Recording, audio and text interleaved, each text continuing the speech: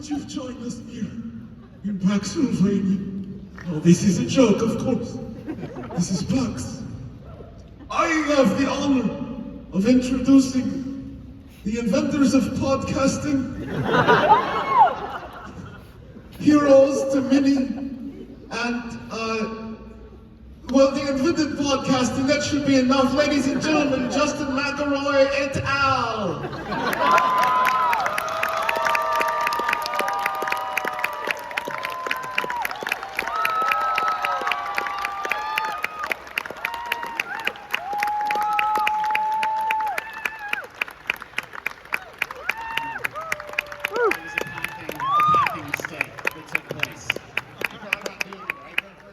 Just jumping over the seat, it's And cold. then I thought, this would be a terrible setting. Yeah. I injured myself. Hi, everybody. Hello. I hate not having a table in front of me. I just realized I don't know what to do with these down here. Yeah, sure. I don't know what these. We don't use these a lot in podcasts. These are not usually part of the show for free. Yeah. For free? Wait. Have you been selling?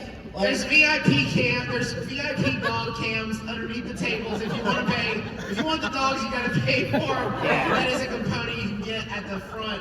There's a little tablet where you get the dog cam. $50 a show, and I mean the dogs, they got their own show down there. You came up with a business model for this with like Incredible profound speed. alacrity. Yeah. Thank you all for coming to our Q&A panel. We're so excited to see you. Very grateful to PAX for having us here. Can I do a spiel? Yeah, do your spiel. Travis has a particular set of skills. I do. I have a particular set of skills. Whenever we do Q&As, I like to try to keep the line short so that nobody's like waiting. Because sometimes we can like talk about one question for like 15 minutes. So we don't want anybody standing up, like waiting a long time and then not getting to ask their question. So we got 2 different mics here. We'll limit it to like 5 people in each line, right? So that if someone asks the question, another person can get in line. That way nobody's waiting too long. Also, this isn't my brother and me. So don't ask us for advice. We're off the clock. Yeah. We only change lives for money. Also, it's not just the McElroy brothers here. We are also joined by Reggie Fils-Aimé, former Nintendo president. Thank you so much, Reggie. Thank you. It's good to be here. Technically, I am a McElroy brother. That's true. You do have, yes. So he's not our I dad. have 2 brothers, and so I am a McElroy brother. Yes, fine. But note to PAX organizers, I am Clint McElroy. Also known as et al. Yeah. Very threatening the way you said that. Yes. So, should we start? Yeah, so we'll open it up. We got a mic there and a mic there. Come on down. While you're lining up, how cool does this stage look? It looks so good. Congratulations to whoever designed it. It looks fantastic. Okay, which way you want to go first? It's always really exciting when there are people who actually line up. So I'm always worried when I do that spiel about like, I don't want to be waiting too long. Then everybody's like, oh, I didn't have questions, man. Is it possible to get a bit more monitor for me? I have some hearing loss in this ear. So You have what? what? That's a fun gag. To be fair, they both have That's hearing actually true. Yeah. loss. Not me. Hello. My hearing's 22. Hello. Hi. Oh, that's good. The That's show good. was great last night. Thank you very much. And my question is, when you're going into a show, as opposed to sitting you're at your homes now where you record, and preparing to edit like the final product, how do you prep for a game like that where you know you got a tight 75 on either end of an intermission, you got to do something cool? That's a great question. It's hard. Harder than doing it at home by a pretty huge margin. It is honestly, I think we are kind of reinventing it for ourselves every time we do a live show. Like we've learned some best practices. I think our live shows, we lean pretty far away from like lore development or world building or any sort of heavy story stuff, and treat it as just sort of a like purely comedic exercise first and foremost.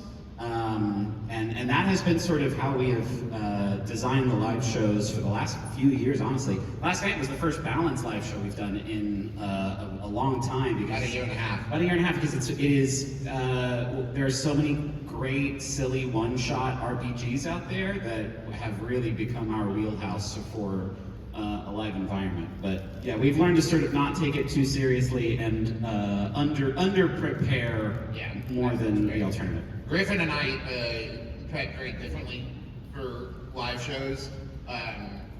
He writes a lot of stuff down. I don't get it. But I tend to just try to think it through and think about it enough and like internalize it enough that when we start doing it, it's just, it becomes like, you know, gas filling the space that it's in.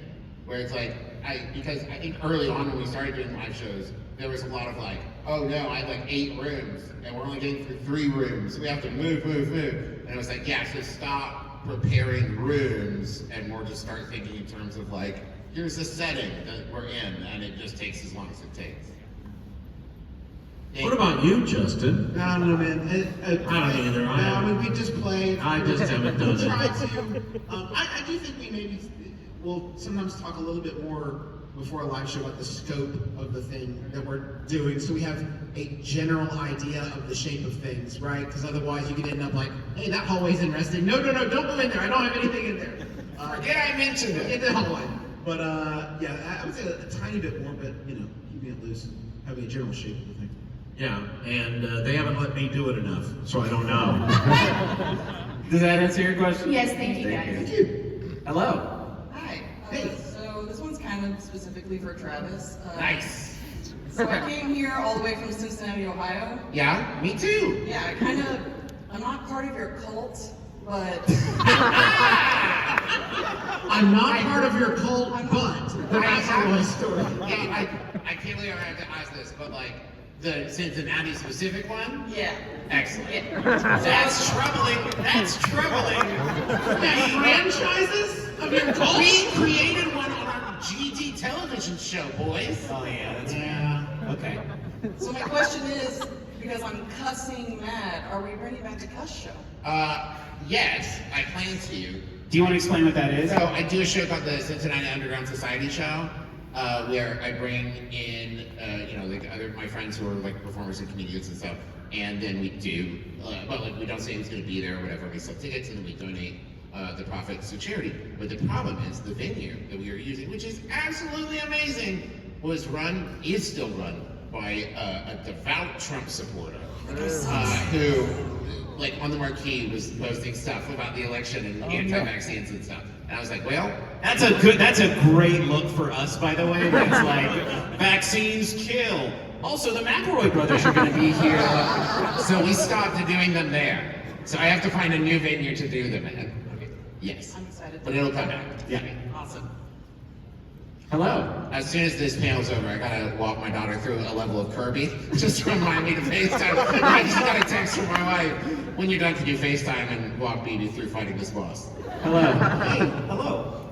First off, I just wanted to say thank you to all of you for bringing so much joy with all of your work. Thank you.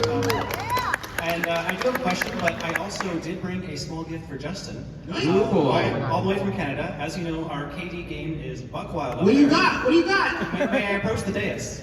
Yeah, it's fine by me. What do we got? And how many loonies did it Let me cost? see.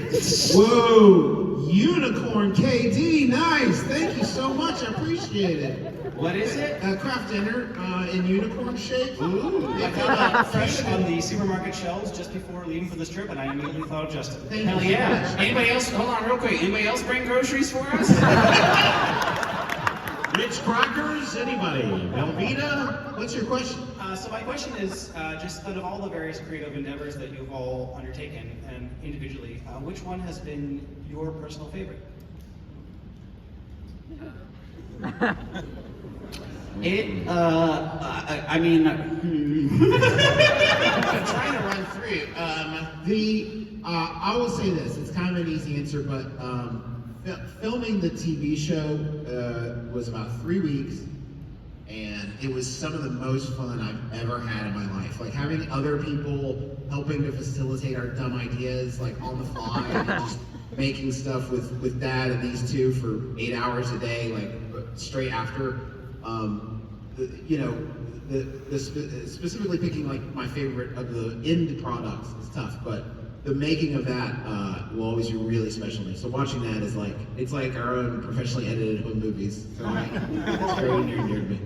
I think for me, the graphic novels. Yeah. Because I mean, I grew up reading comics and writing them, and just to be able to do that and to work with great people like we've worked with at First Second, who said, yeah, whatever you want to do, let's make it happen. And Carrie Peach, of course, who's a genius. That to me, and to be working with 3 alleged children of mine, that just because we don't look like you at all. that's for me. That's been really, really very cool. Except for, we haven't published the San Diego show, have we? Oh yeah. Dad made a great trick shot, a great cornhole trick shot. Let him talk about it all through San Diego Comic-Con, thinking it would get it out of his system. No. I have it on video too. I would say, truthfully, I was sitting here thinking about it. I just really love making my brother and me. Like, Adventure Zone's fun, and I love telling the stories and everything, and I love, getting them to play with these 3 jokers, but sitting down every week and just like for almost 700 episodes and still having fun doing it, and it is like invigorating and creatively recharging to do it. Like, it doesn't feel like work still, 700 episodes in. I just really love doing it. I'll say pretty much all of Taz Balance I'm so like profoundly proud of, and not a lot of my brother and me fans in the audience. I love making my brother and me. I am thinking about this solely from a sort of finished product level, and I'm so proud to have that be out there. I will also say there are some episodes of Monster Factory that felt like the Lord moving through us, speaking through us in a way that is unreproducible. So that's high on the list also. So that's all we listed literally everything. Our brand manager was whispering in the ear like, don't forget all of your transmedia properties. And get them across all markets. Thank you. Thank you so much. Hello. Hey, I'm looking at the PAX app. Yeah. And it lists a special guest. Okay. I see Griffin and Justin, but I don't see Travis and Clint. And I'm wondering if you just wronged anybody at For PAX. VIPs, it's higher than special. Yeah, they're featured guests. So. Do you guys ever fight over the order you are on like the billing list? Like, is it? Well, now we will. It's weird if it's not Justin, Travis, Griffin, and Clint. Yeah. I think anything but Justin, Travis, Griffin, and Clint. And introduce it, Clint McElroy. That's like in movies or on like West Wing. Martin Sheen is the last sort of high rod. I don't really do it for the recognition or the praise. Oh, jeez. I'm just really introverted and. I think alphabetical is the way to go. No. I don't know about all that. All that matters to me is when they Photoshop our relative body sizes on the posters and marquee art that theaters use whenever they're promoting our shows. Because there's nothing funnier to me than when someone looks at a picture of us. It says, "This is good, but what if we made one of them much, much smaller so that will fit in this horizontal art instead of this vertical art?" There are so many instances of just like me and Travis, and then ventriloquist puppet Justin. Recently, when the announcement went out for New York Comic Con, it tickled me to death because it was like announcing that we're going to be there, and basically like 90% of the cast of The Mandalorian. And so it's like all of these like really professional, cool headshots, and it gets the four of us, and we're all like raging towards the camera, like doing this like David Bowie, like romantic. And it's just like, look at these cool, real people. And then these four Make-A-Wish guys. Thank you. Thank you. Hello. Hello. So I'm kind of stealing a question from the previous panel. Okay. For Reggie Fils-Aimé? No. I was gonna say, what was it like when you invented the Bigfoot pizza? Well, I'm so glad you did. I'm from Jerry and Mike. Oh, okay. Either from Balance or from another campaign, any character that you can think of, who would you cast as a Muppet to play them in a Muppet movie? That's a heavy question. Huh. Which Muppet would play a character from... I would cast Sweetums as the Fearful. Ooh, that's very good, actually. Good, right? Very good. See, I'm going through my head now. I'm going through, and I think Gonzo would make a good taco. Something about just the voice and the feeling of it, I think. See, I was thinking like Dark Crystal. You count Dark Crystal as Muppets? Yeah. There's a right and wrong answer, folks. Afterwards. Oh, you know what? Oh, wait. Okay. Maybe Grover as Taco. Is it just because they're blue? Is that what's stuck in my head? Dad, Yes, Justin. can you answer the question so Travis doesn't? Yes. I would say the great, powerful Bavage. Wow, one person who is as old as I am. The Muppets used to be on Saturday Night Live, and there was a character called Bavage. No, I tell you who, as Argonaut Keen, the sax player from Dr. Teeth. Okay. This one's so easy. Fozzie Bear as Merle High Church. I do one better just off my head. Robin, Kermit's nephew, is Angus. Robin Kermit's nephew is Angus. That's not bad. That answers my question. Okay, great. Really? Yes. Wow. I love your hair. It's everything I ever want. Everyone, please, I'll never get him to cut it if you keep encouraging him. Bless you, my He sent us a group chat JPEG of him he had pulled it back into the rattiest ponytail I have ever seen in my life. Without missing a beat, I sent him back a JPEG of me holding a pair of scissors with the promise that on site, if I catch him slipping with a ponytail like that, it's going to hit the floor. Noted. Okay, hello.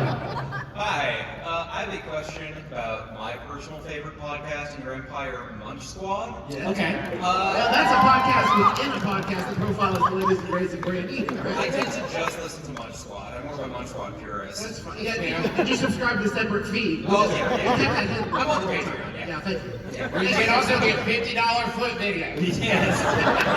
Also on that page. It's the Dog Pound, folks. Dogpound.blogspot.geocities.patreon.com. I'm sorry, so sorry. No, it's an honor.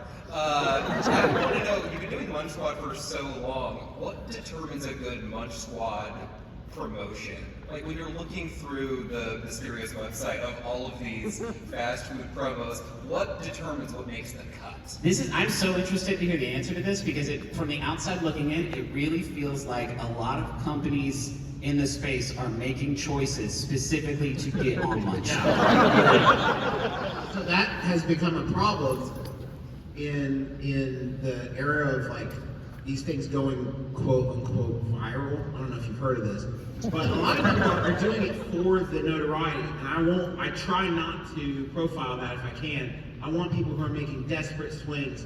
I'm less interested in the wild products and more that a person has to write 4 paragraphs of justification for why they have chicken tenders now. Yeah, those are my favorite. The ones where it's just like, the one with there was a press release about the new recipe for fries at Wendy's. Yeah, I think it's my all-time favorite because it's just like, cool, man. You made new fries. Great, bud. He's like, no, this is news. Yeah, you have to know. I have to write an entire news story about it. And I like the idea that the person is kind of like in an office that they forgot about, maybe. And they just are writing them, not know. They send them off, and they don't really think anybody will read them. I like that too. The idea of that finally this person's work getting notoriety. It's a conversation between Justin and some PR person who didn't think anyone was reading their stuff. I also feel like there's a certain sense of, I'm like a citizen of the world as much as anybody, and we're bombarded by so much like really crass commercialism, and there's a part of me that thinks that if you can find some sort of like comedy or beauty or something in that, and make Not beauty. Not beauty. There's beauty. Yeah, I would say there's some sort of serendipitous. If you can have a laugh about it, it makes it a little less overbearing. I think so. That helps too. But I don't like when they're in on the joke. No. I don't like that. Just stick to come- French fries, Ronald. There's sometimes though where it comes back around where they're trying so hard to be in on the joke that they've missed the next layer of joke. Right. Where they're like, the basketball court under the freeway breaks down. Was like, why did you do that? I really like press releases too. I like stories where the brand has nothing to say except that they gave money to a celebrity. Yeah. And there's nothing really to say. It's the equivalent of like the KFC Colonel walking out onto a stage and saying, "Young Gravy," and then leaving the stage. It's like, we said Young Gravy. We're still Witness relevant. me. I'm Young Gravy and I approve this message. Yes, they did. I have also heard of KFC. I'm Young Gravy. Thank you. Also, Clint, the hair is magnificent. Come on!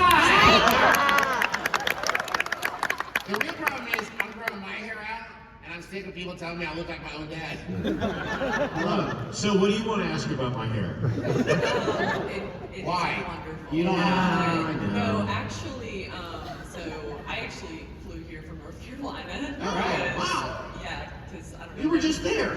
Yeah, the show was so good that I had to go see another, and you Oh. guys don't ever come to North Carolina, so come more. It's just a demand. No, so obviously you guys started your podcasting empire as the three of you, and then the three of you plus your wonderful father. And how does it feel now that you are all married to people who some might say have their own, sometimes better following than you guys?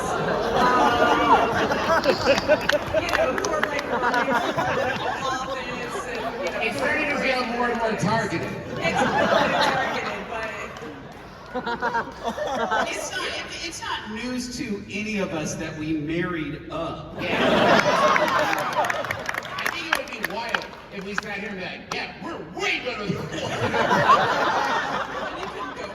Yeah, I have told my wife many times as I am a recovering narcissist. I know. Thank you. Early days, but Yeah, we're getting there. Thank you, therapy. That when I met with my wife, that she was the first person I ever truly loved more than myself. By like 2%. Squeaker, But like, it was the first time that I was like, I sincerely want to make you happy because I love you, and not because I want anything from you, or because I want you to think I'm great, or anything like that. And so, it tickles me to no end when people like acknowledge like that there are many, many times where she has been so much funnier than I could ever be. Most times. Fair. Listen, I swing at everything. I know my percentage is very low, but it tickles me to no end. Also, our wives, man, they are in like constant contact with one another. And the things that they've recorded together when they've done my sister, I'm like, it's so much funnier. They have a private, y'all. I wish you could hear the private Marco Polo chat. They keep literally just to rag on us. Man, I get updates on these two clowns. It's the worst of the worst, these guys. The number of times that Teresa said to me like, hey, did Justin talk to you about this thing that happened? I'm like, what? What? No. And she's like, you talk to them constantly. And I'm like, yeah, about jokes and stuff. That's not TikToks. I don't talk about stuff that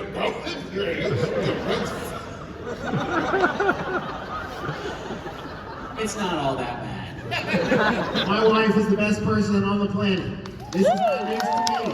I've made my peace with it. I get my existence to do my dumb jokes in her free time, and I'm very happy for it. When I am around her, no one has any expectations of me whatsoever. It's a very chill stitch for me. I'm the guy that shows up with some cookies he made with the brilliant, beautiful woman, and it's like, I don't know, man. I'm just here for the good times in the chat. I don't have anything to add. Oh, me, comedian, I guess. Thank you for asking. I gotta go, but my wife's great. That's my everyday existence. So seeing it play out digitally as well is fantastic by me. Gotta keep the standards low. Thank you. And just for Justin, my 3-year-old, or almost 3-year-old now, refers to all donut shop as Count Donut House. Thanks for that. I like that a lot. Hello. Hello. So about 6 or 7 years ago, I made a supercut of every time the 3 of you had said boy. Oh my God!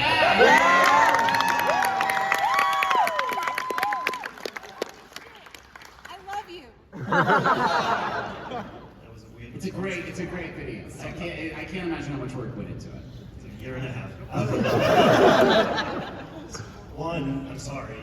2, what is the most, not including the aforementioned video, spiritually challenging piece of fan content that someone has made? There's some slash fake out there. Conceptually. For us. Not for, I mean, there's... I mean, it's well written. Yeah. It's romantic. One time, I think it was Abria Iyengar tweeted about the Ether Sea theme song, and she was so kind. She said it was great, and she said Griffin really put his whole Macalussy. And that was Spoken to her sense. That was the most challenging. That was the most challenging thing because it went. A lot of people hopped on board. Some people would talk about the Ether Sea theme, which is great. But most people just say Macalussy, huh? So that's it for me. It's also what my favorite thing is when something like an audio of us goes viral on TikTok, and then what happens is happened a couple times. And then it breaks through to people who do not know who we are. But some of them are like saying our names in it, and it's just like, this person doesn't know who we are, but has made a video in which I speak, and Griffin says, it's not Travis. It's such a specific audio cue, and everyone is using it. It's so wild. But they don't listen to the show. No. There have been a few burlesque themed shows about us and the family and the creative works, and seeing yourself reflected in a burlesque show and just sort of processing some of those feelings is challenging, but like good work. Cool. And I felt deeply like at the end of it, I was like, wow, you really broke through some stuff, Jay, man. Good for you, man. That was embracing. I've never been the subject of a burlesque show. I don't even know what they are. Thank you for your chat. That question was challenging, if I'm being completely honest. Thank you. Yeah, thank you. And thank you for your video. Yes. Hello. Hello, this is a bit Monster Factory specific, is that all right? Absolutely. Of course. There's been some recent issues because you make these creatures that are beautiful in a very not beautiful, terrifying, awful way. Right. And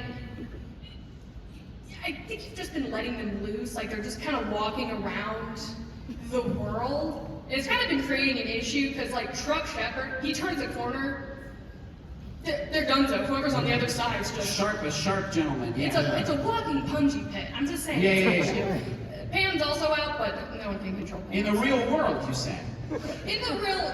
Oh, you don't know? No, can't say that I do. Well, we gotta go capture him, I guess. Well, they just transcend, and I'm not supposed to tell you this, but I'm straight from Monster Factory HQ sanitation department. Okay. These things make a mess everywhere. Like pooping? Well, yes, but not through the spot. Junker will do that. That's gross. Yeah, my only question is, are you planning to take action about this? And It's why we've stopped doing Monster Factory so much, if I'm being honest. It was the crossing of the threshold of the... I thought it was because you ran out of ideas. We ran out of ideas is the other reason. But we'll do our best. I kind of feel like it's, once you create art, it's not really yours anymore. So it's Oh my everyone God. else's problem.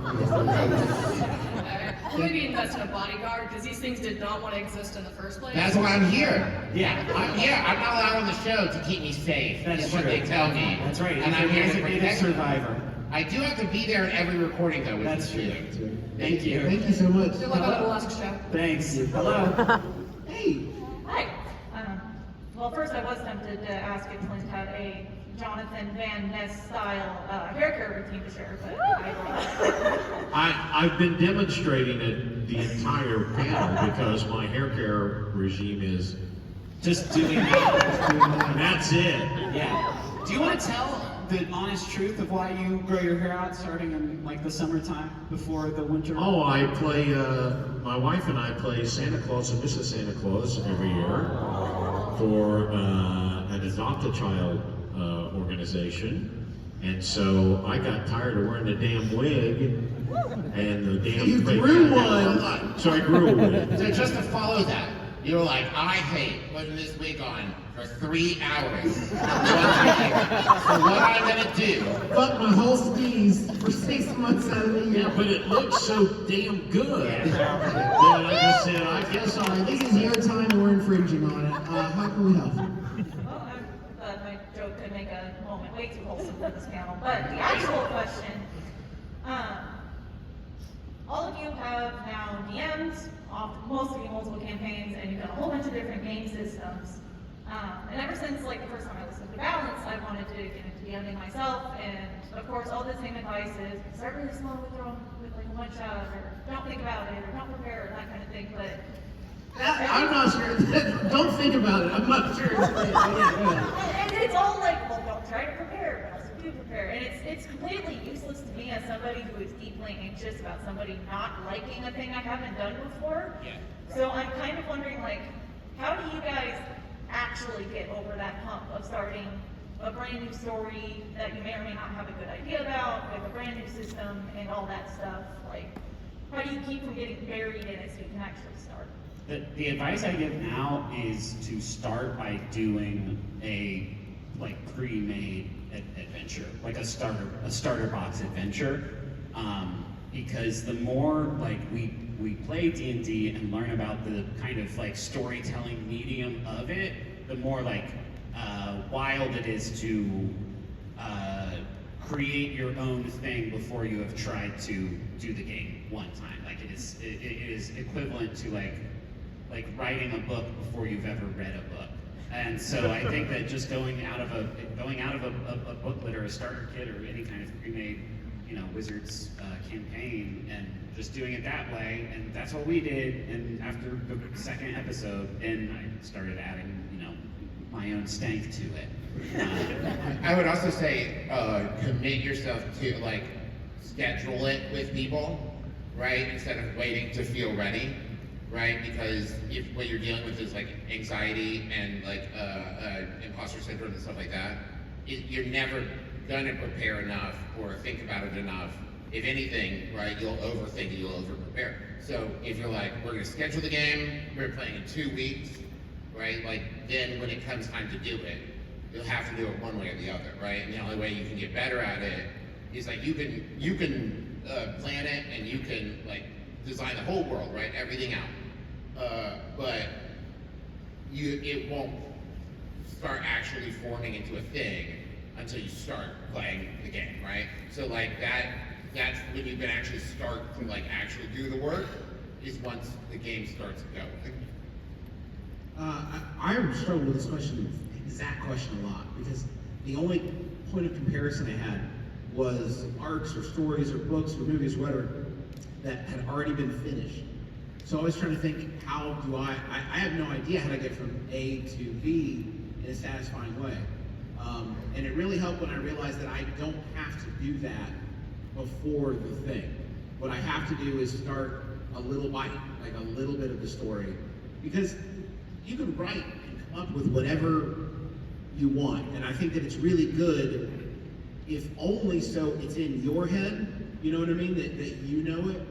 But if you're doing your job as a game master, you will not be very deep into a session before you ask your first question. What are you doing? How are you spending the time? What's the first thing you see? Whatever. And from that moment on, it's branched off into a million different directions. Which, if you are living with the story and living with the world, then you're prepared to follow that thread. But trying to anticipate where it's going to go is contrary to the spirit of the whole thing. So I think just trying to keep as much of it in your heart and your head as you can, and trusting that your collaborators will be there building the story with you. And remembering that it's not just your story, it's something you're going to collaborate on. If you can embrace that, I think it's a lot less anxiety. And I think one of the things that helps is familiarity with your world. And I bring that up because when we did Ether Sea, Griffin had the basic concept, but we played a game called The Quiet Year, and that was, for one thing, we had a blast doing it, but by the time we started Ether Sea, you had a group of players and a GM who knew the world pretty well. The more familiar you are with it and the pieces that are involved in putting the puzzle together, I think everybody is a little more comfortable, and it helps everybody play the game. And to that point, doing session 0 is like so incredibly important because it's a chance for you to be like, here's what I have done. Let's talk about your characters because that might inspire, oh, maybe they went to the same school, right? That's how they know. But it also is a great chance to do like your safety tools and your comfort levels and whatever stuff you want to do to figure that out, so that when you start the first session or the first actual play session, you can hit the ground running with all that information and everything, and have a really good one. Thank you. Thanks. Hello. Why, hello. You have an amazing shirt on. Yeah, it's fantastic. Oh, I just want you to know I don't have any favorites. Yeah, sure. Excellent taste. Yeah, Dad says the same thing. And Travis, also that outfit is stunning. So I've been sitting here trying to think of. Travis said thank you before you had finished the statement. Oh. So he just was really hoping it was going to sound positive. Yeah, it was Travis that, thank you. Yeah, I'd like to hear my own name. I don't know why you guys are surprised by this at all. I was acknowledged. Hello, you feel good. Thank you. Okay. So I am so inspired by my favorite character of all characters is Pepsi Liberty. Thank you, Justin. For that character, I struggle with trying to figure out how to cosplay that character. And so my specific question to you is, how would someone cosplay Pepsi Liberty? And then the subsequent or adjacent question is there a character that you three have played that no one's cosplayed that you'd want to see? Will you explain who Pepsi Liberty is for folks who not listen to our live show? Pepsi Liberty is from the Hootenanny franchise. He's part of the Franchise, I like that. And Hootie and the Nannies. He is an extremely conservative country singer who is only unfrozen when America needs him the most. And one of the great pleasures of working in audio is that I don't have to dictate to anybody what that look should be. I think though, with a name like that, Red, White, Blue is going to have to play a pretty big role, both in the Pepsi side and the America side. I mean, you got to get those in there. I think I have a pair of Pepsi tennis shoes that I have worn, but those I wouldn't buy that just for that. It seems kind of wasteful. But maybe make some Pepsi shoes and a tasteful hat, and I think you're off to the races. We have Hootie and the Nanny shirts. That's true, yeah. We have our band shirts. Yeah. My Hootie and the Nanny character is a floating data cube filled with the complete works of Tim McGraw, and I've never seen anyone dress up as that. I'm trying to think. I don't know if I've ever seen an Augustus Parsons. I've seen an Augustus Parsons before, yeah, for sure. I don't know if there's any character that I've never seen any of them. I will say my favorite of my characters, C cosplay, is Aubrey.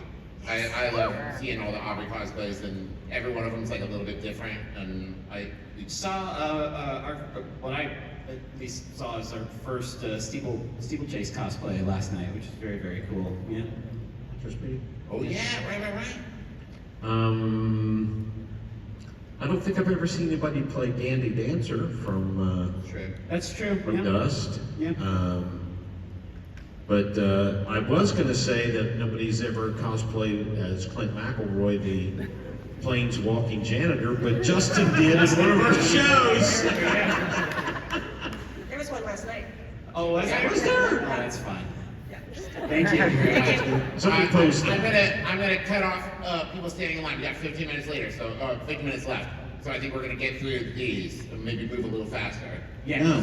Okay. Okay, so He's already in line. Yeah, you said. Yeah, please say. Okay. Sorry. You're good. So my question, well, first of all, I came from Michigan. I came to your Detroit show, Griffin show. Which one? The most recent one. Okay, good. We did one really bad one there. Yeah, we did. I became a fan back in college. Anyways. You became a fan after the Star Wars show. Okay, Yes. gonna try to get through them faster. That's Travis. Wait, was I doing it? Okay, doesn't matter. Hello. By the way, I'm one of those kiwi eaters. Just put it out there, the weird kiwi eaters. Anyways, so the Peacock show, you guys there was like news about a Peacock show back in like 2020 of the Balance arc. Is there any updates about that? Is that still happening? I will happily update that. What? We're not. It's a struck project right now because the people we work with are part of the unions. We're part of the unions, so it's kind of works we stopped on it when the WGA strike started, and honestly, we haven't touched it since. I am hopeful that we'll get started on it again, only because that will signify the studios giving people what they're worth, and I hope they do that soon. Yeah, that's really all we can say. Very nice. Perfect, that's all I wanted to know. Thank you. Hello. Hi, this is my first time come to any convention really, and it was a pleasant surprise seeing your boys' names on the docket. Weird seeing your faces. Yeah. Not used to that. Wasn't sure you were actually real. Yeah. But as I was sitting and you guys talking about being up live on stage, I was thinking of a question coming from someone with a little public speaking experience to people with a lot. I was wondering, do you remember what your kind of feelings were the first time you went up and did one of these live shows? And for sure. even more, how did that change throughout the show and then preceding shows throughout the year? I will never forget our first live show at Second City Theater in Chicago with George Jessico and Dan Telfer as the host, and Dad was in the audience. And it was my birthday. It was birthday. 2011, April 17th, 2011. Yeah, we've been doing the show for about a year at that point. And I was on the phone with Teresa, who was then my girlfriend, and I was so nervous. We'd never done it live before. And Teresa's advice was like, don't worry about the audience. Just try to make your brothers laugh. Yeah. And like that, to this day, is like the thing that I strive for doing the live shows, is like, don't focus on like trying to get the audience to love it, because like, if Justin and Griffin are having a good time and they're laughing, then it's like, okay, great, I'm doing a good job, right? It has been deceptively hard to get my brother me right in a live setting. Here's how dumb we are. When we started doing it and we would do guest questions, we would bring the person onto the stage and seat them next to us. Like no vetting. With no vetting whatsoever. No vetting. Think about it for a second. Things break bad, that's the show. Like, it's over. I can't ask this person to then leave. This isn't funny. Yeah. I'd We like did a to version of it where we had two people, much like this, come to microphones, and each asked their question, and then we judged which question was most interesting. And it took us way too long to figure out how insulting that was. And it's been really hard to get it right. You think it would be just like doing it at home. The thing that's different about also doing the podcast live versus recording is when we're recording it, I think the tempo can be a little bit slower because we don't feel the rush. Like, you don't feel that absolute vacuum in a room where no one has laughed for a minute, like a full minute, and you start to panic. So you just start doing Borat impressions or whatever. Anything. For Mabim Live now, I think we've recently leaned more into like visual elements. Like, there's a lot of our segments that we have adapted for a live audience that involves like visual elements that do not make the cut when we put the episode out because the jokes don't land, which makes the live shows more fun for us to make, and I hope like more fun to be at, because like. And if I could say, Griffin, a great value for anybody that's been waiting to get tickets to our show tonight. Not in an absolutely huge space. Please come. It's so embarrassingly large. Yeah, but we stay away from crass commercialism. No, I like money. I like it so I can buy all my handmade farm-to-table goods or whatever. Right. So yeah, that has really unlocked something, I think, for the live shows. I get stage fright before every live show, but it is like as managed as it's ever been for my brother and me now, because I feel sort of more equipped to. Griffin and I have talked about this numerous times where Griffin gets really nervous before a show.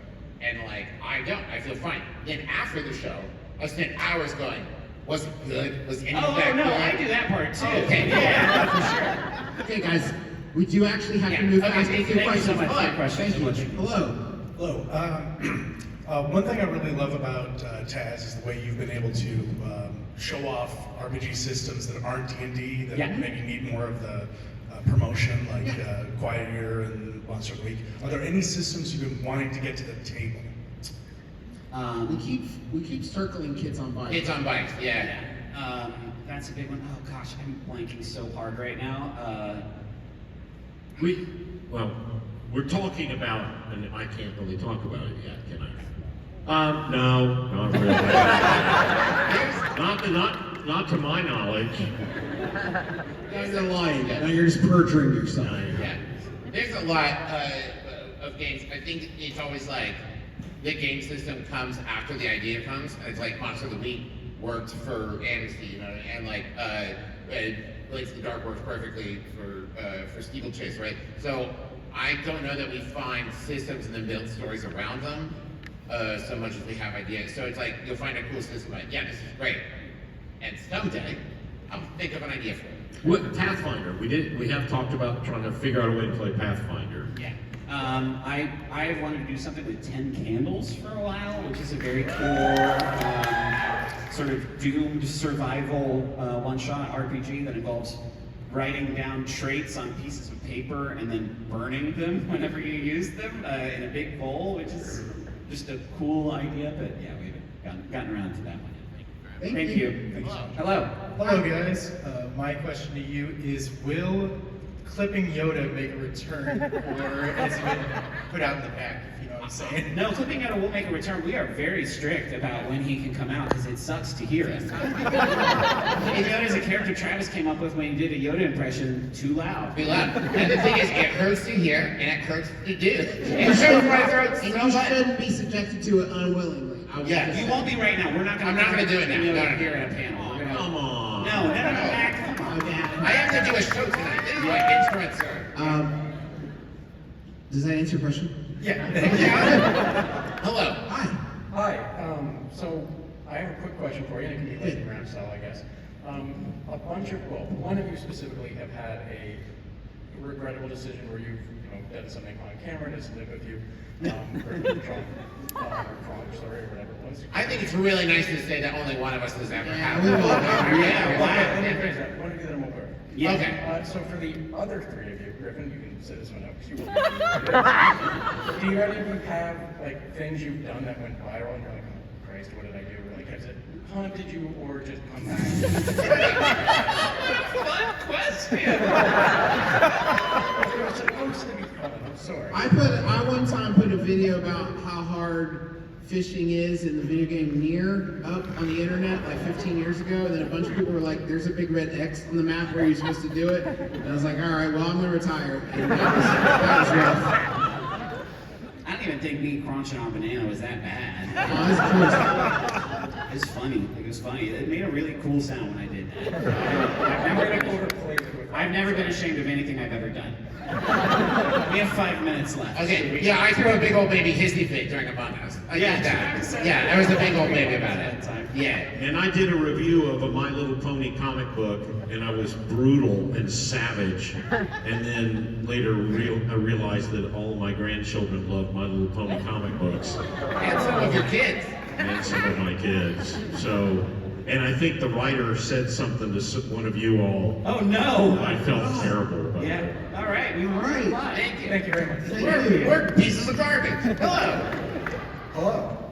Unfortunately, I think this follows a similar theme of really up there positive questions. So, as an avid Rose Buddies fan, Yes. A lot of your guys' projects have been wonderful, and for one reason or another have hit the cutting room floor. Yeah. I did not mean to do that pun with Rose Buddies. It's fine, it happens. Wonderful. Are there any projects that, for one reason or another, ended that you would really love to bring back, either in a different form or just besties it and bring it back on a new one? That sucks that that is a verb. It's true. Tybee and I did like a Doctor Who fan cast called Run. That was like really fun, and then we just fell off of it. I'd like to bring that back. I did a show called Positivitini with Amy and Erica. That was really, really fun, and like I just moved to Travis has too many answers to this question. I would like to bring that back as well. Those two. The McElroy Brothers tour the great castles of Europe. We've pitched it in every meeting we've ever had to any studio that'll listen. No one's bitten, but I'm hanging in there. I would like to bring back Stories from Your Gaffer, the streaming thing that I did with my wife, Carol. I don't have any. No regret. I was talking about reality television, but not enough to do it. Hello. I think we're going to end up having time for 2 more questions. Yes, we have 3 minutes on the clock. Hello. Hello. This is mostly, I guess, for Justin and Griffin. Okay. Because you guys had your start in like traditional video game journalism. Yes. And I was wondering. Traditional. I just like the word traditional. Old-timey video game journalism. Traditional, yeah.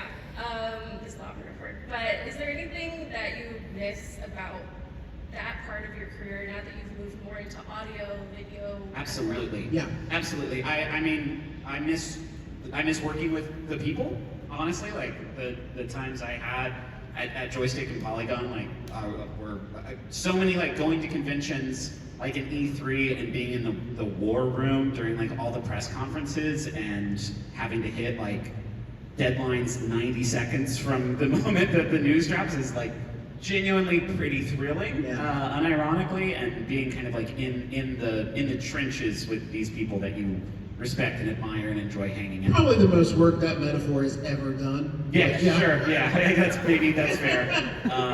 But yeah, I miss that part of it a lot. I actually I miss it enough that I am frequently talking with the reviews editor of Polygon when there's a small game that nobody else wants to play to let me review it. So you'll see every like 4 or 5 months I'll pop up and just be like, I just wrote this video game review. Okay, let's see you guys back. Yeah, I miss that. I miss working with the people there and covering the line, the press conferences, the big ones where they do the reveals. And just, so fun. So fun. It was really fun. Thank you. All right, this is our last question, y'all. We have a minute left. Sorry. I'll go fast, and it's really silly. But now that our dear friend Bethany Esda, or Bethesda, if you will, has put forth a game that maybe Monster Factory could play a part in, will we see a return in that? Yeah, I mean, for sure. Yeah. Yeah, we're gonna do a Starfield Monster Factory. For sure. World exclusive, because we have never talked about it before, but just did. It's fun. It'll be fun to make a character in that. I'm looking forward to making the most outrageous spacefaring vessel that one can make. That game's ship creator. Thank you. Yes, I'm looking forward to that. That's it. We did it. Hey, thanks,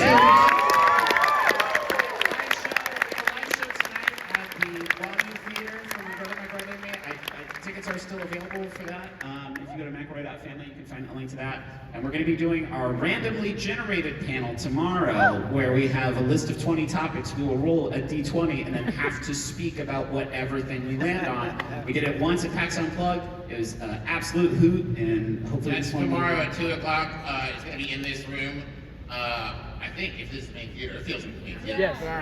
Also, I'm doing a Jackbox panel in here at 3:30. Today. Yeah, today. And then tomorrow. When are you gonna nap? Good question. During the panel. And then tomorrow, 3:30 to 5:30, we're doing a signing in the autograph area. Yeah, so come and see us. Thank you all so much for coming out. Thank you.